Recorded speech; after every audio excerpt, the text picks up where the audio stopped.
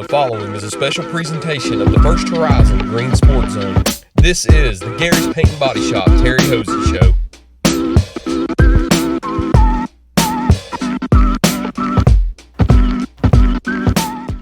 Welcome back to First Horizon's Green Sports Zone, and welcome back to this week's edition of the Gary's Paint and Body Shop Terry Hoese Show, where we cover everything on the hardwood with the South Greene Rebels basketball team. We'll recap the past trio of wins over University High, Chokeedoke, and Johnson County, and look ahead as the Rebels travel to play Unicorn, then come back home to play West Greene. But first, we need to get a quick break in first, so we'll be right back after this quick message here on First Horizon's Green Sports Zone. The Gary's Paint and Body Shop Terry Hoese Show is brought to you by Gateway Ford Nissan, Tommy's Plumbing, Gary's Paint and Body Shop, and by First Horizon Bank. Here's a twist on your typical banking options. What if instead of choosing between a big bank or a small bank, you had one bank that's the best of both? That's First Horizon. Big bank muscle with small bank hustle. Big bank convenience and small bank connection. When the best of big meets the best of small, you get it all. To help you on the road to your horizon. First Horizon Bank.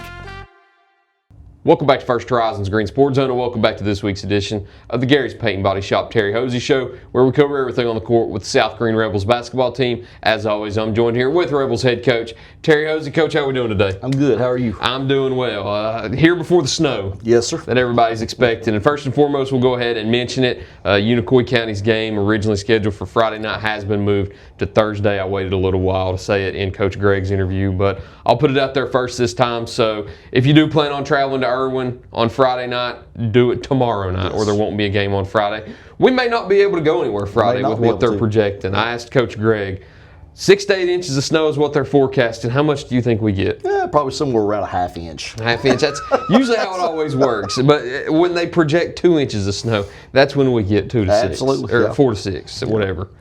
That's always how it happens, but I know something's been happening a lot lately. The Rebels have been winning basketball games. We have. We've got 3 wins to talk about. University High on Thursday, Chokeedoke on Friday, and then Johnson County last night on Tuesday. Let's start with University High. You travel on the road to play maybe the best winless team I've ever seen. Yes, in University High, and you get a 59-46 win inside of Brooks Gym. How good did that feel to go on the road and get that win? It's good. And I know a lot of people say stuff like this, but it is a tough place to go play just because the size of the gym. Of course, our gym here is not regulation size, and you go play someplace like Brooks Gym, and it seems like it's just huge, and it does play on your conditioning and everything else. And I felt like the kids did a good job.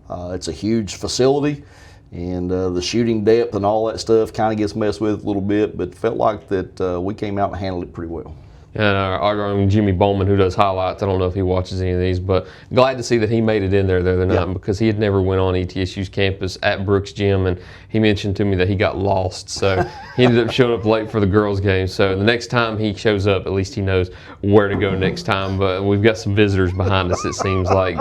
Chokeedoke on Friday night. I asked Coach Gregg the same question going into it. You always have, I don't know if fear is the right word, I don't know if it's worrisome, but you're always, it's always in the back of your mind playing a back-to-back. How are we going to perform with our legs under? And you do that with a very talented Chokeedoke team in a more important game. So what were you thinking going into Friday night's matchup, knowing that it was the second half of a back-to-back? It's always hard to play back-to-back, first of all, no matter who you're playing. But Chokeedoke's got a quality team and knew they were going to be tough to beat, and was really worried about our legs coming in. I said up there Thursday night in my interview at University High, my intentions were going and playing everybody several minutes just to kind of give everybody a break. But got into that thing, and I can't not go play to win. So wound up playing my starters a lot more than what I had intended to. So going into Friday night, that was a concern. Felt like we came out Friday night, and honestly, to start the game, we didn't shoot it real well to start the game, and kind of felt like we got off to a slow start. And I don't know if that had anything to do with it or not, but we got to where we could pick it up and did what we needed to do. And you end up getting that win and getting to the finish line first, and it kind of seemed like an old Chokeedoke South Greene that we had seen over the past few years, just a knockdown, drag-out fight all the way to the finish, and you're able to get out there and pull out to not a sizable lead, but enough to get you to the finish line. Not a lead that was probably comfortable by any means, but how were you able to get out there in front of them and outlast the Black Knights? Caden Fillers had a huge night. I think he wound up with 21, made several shots from 8 to 10 feet, and kind of opened things up for other people. And Caden's been playing well here lately. Didn't have a great game last night, but he played really well at University High, played really well Friday night, and he had a 25-point game earlier in the week. So he's really been performing well for us. And, of course, he's a force on the boards. He's a big body down there to play defense in the post. So he beat and banged with Palazzo on Friday night and, kind of kept him at bay a little bit. So he's kind of been the factor here lately. And as long as he continues to play well, we'll be okay. If you got a big man down low that you can get the ball to and he can get you some points, it kind of gives you a little bit of relief from everybody missing threes all the time. Well, you weren't missing too many threes last night. No, we shot it really well last night. You did. You made another dozen threes inside of your home gym. You beat Johnson County 87-57, and the offense looked like the old South Greene offense that I'm used to seeing a couple years ago. And Gavin Dyer, 33 points. Jamison White comes in, scores 11, all in the third quarter, where you score a total of 32 points. And you get a big win over Johnson County, and it's much needed to give you a 3-2 record halfway through the first half of this district schedule. How good did last night's win feel? It was great. We went into the half up 10, but you can go back and look at last night's stats. We didn't shoot it well the first half. I think down one at the end of the first. Yeah, down one at the end of the first. I think we went 0 for our first 7. I even looked at the referee and said, "Can you explain to my guys it has to go through the orange hoop to count?" At one point. So, we did what we had to do to hang on and kind of built a little bit of a cushion there at the half. But, man, we came out that third quarter, and it just looked like the goal must have been 10 feet wide. Everything that went up went in. Yeah, and Gavin Dyer, again, 33 points. 6 3-pointers, I believe, again. And the end of the third quarter was what really... or was it into the second quarter? Whichever one it was, where he flips up that little layup right at the end. Quarter, that's when you know it's your night. Whenever you just flip up a rebound real quick and it goes in. But how good was his night last night? It's good because you've been around a few games here. Gavin hasn't shot it like he's capable of shooting it. He's struggled a little bit, but to see him come down and knock a couple down last night and kind of get excited and I think when he touched it there after he made those first couple in the third quarter, I don't know if anybody could have guarded him at that point. He shot it was going in the hole. So he hit one from probably 7-8 feet behind the three-point line at one point. But Gavin's very capable. He started off the year really hot and helped us win a bunch of games early, and then he kind of went through a lull where he wasn't scoring a whole lot. But 33 points last night, man, I don't care who you are. You can put up in the 30s in a high school basketball game, you've accomplished something. So my hat's off to him, and it wasn't just him. We had several kids that scored buckets last night, so it wasn't like we were just going to him every trip up and down the floor. So when he got his opportunity, he cashed it in. I think 33 may be the high throughout the county this year.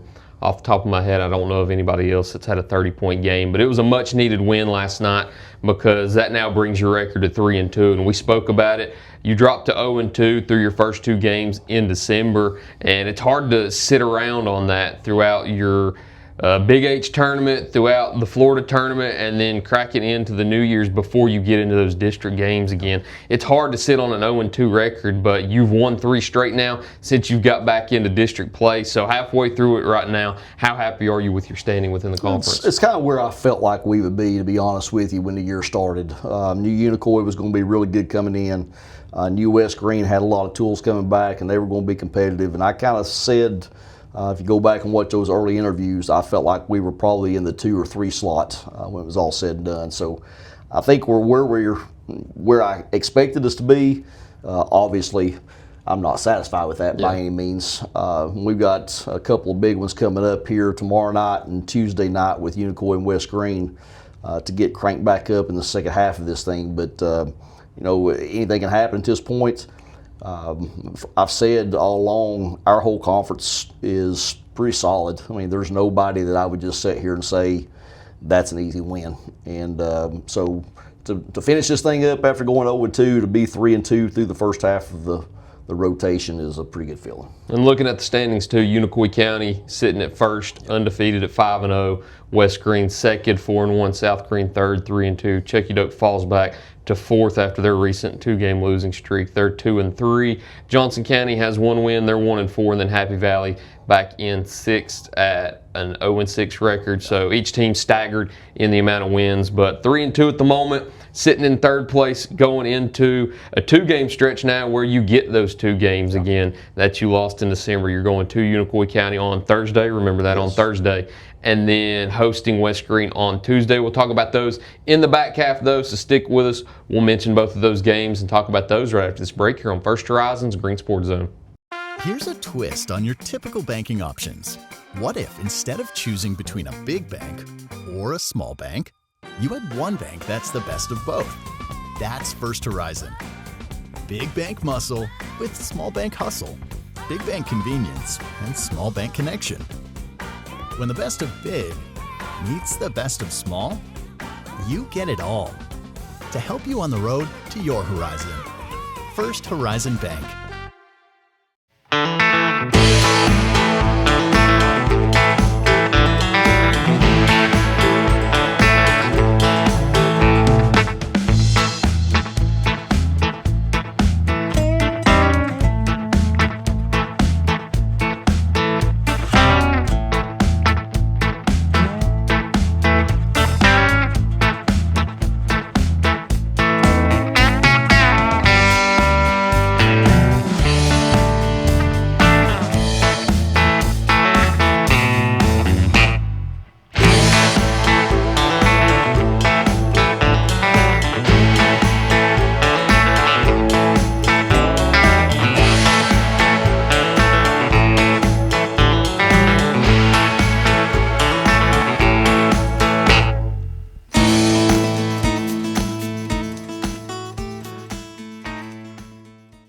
Tommy's Plumbing has been in business for 30 years, and we're still growing because we treat our customers like family.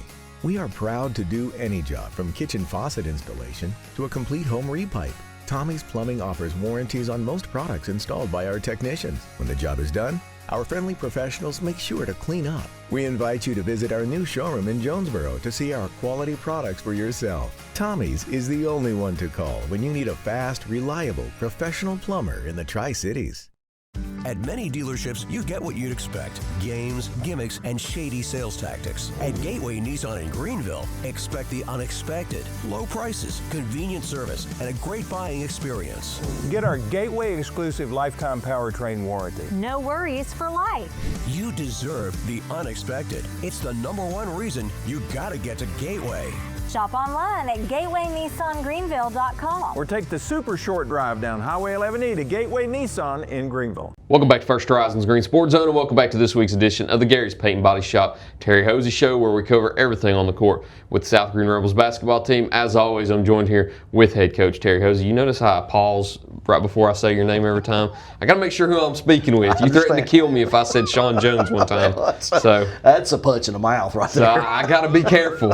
Even when I do Stevens interviews, I got to be careful and see who I'm talking to real quick, because when you've got so many Gary's Paint and Body Shop shows, you've got to make sure you know who you're talking about. Hey, while we're on the topic, Gary's Paint and Body Shop, thank you to them for sponsoring all of the South Greene shows. If you ever need any auto body repair, go to Gary's Paint and Body Shop just down the road here on the Asheville Highway.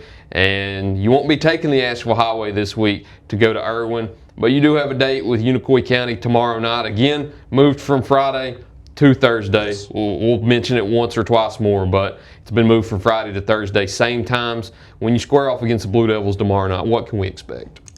Probably a high-scoring game. No matter how well we play defensively, they've got kids that can stick a ball in the hole, so they're going to score their points. We've got to find some way to try to match it. And went back, I watched the game film today from where we played them last time. Man, we couldn't score. They defended our tails off. So we've got to do some work today to prepare and practice and try to figure out some of our best stuff. Try to take up there tomorrow night. The Simmons kids can all stick a ball in the hole. And we kind of got, this is on me, it kind of got kind of got ambushed here a little bit. Everybody talked about their freshman and talk about how good he was, and I get it. But most of the time, you play teams that have freshmen in starting lineups, and they're not real strong, and they may be talented, but this kid, man, he can flat play, and he had 20 on me here that was very much unexpected. So we won't go in tomorrow night without him on the radar. So hopefully we can do some things to try to kind of slow them down. But they're going to be able to put the ball in the hole. They put up, 85 on Chucky Doak last night? 88. 88 last night against Chucky Doak. They're capable of throwing up 100 in a hurry. So we're going to go in tomorrow night and give it our best. But I do expect it'll be an exciting, high-scoring game. And then you follow that up with West Greene on Tuesday, and hopefully we get to play Tuesday. They're projecting 6 to 8 inches. Don't know how much that's going to stay around because I don't know if it's supposed to get above freezing. But with West Greene on Tuesday, it's another important one where these next 2 games are against the 2 teams that have beaten you so far and the 2 teams that are above you sitting at 1 and 2. And, of course, West Greene, South Greene, always a big rivalry game. So whenever you host West Greene on Tuesday, what's your mindset going into that game? It's good to be playing at home, first of all. We went down to West Greene, and I think they beat us 4. And it's always tough for us to go in there and play. I don't know why, but I think we scored 36 points at West Greene. And we held them to 40.